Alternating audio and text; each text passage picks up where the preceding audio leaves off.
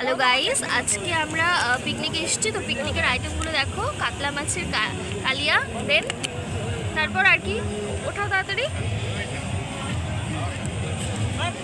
এটা হচ্ছে মাছের মাথা দিয়ে বাঁধাকপি ঘন্ট, দেন এটা কি ডাল, ডাল এটা। আর finally guest of the show, mutton. So nice and yummy tasty.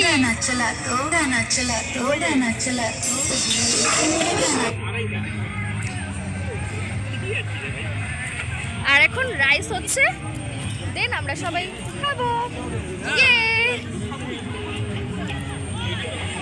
তার আগে ছিল চিকেন পকোড়া, চিকেন কষা, সেগুলো আমরা খেয়েছি। আর ইটস টু মাচ টেস্টি।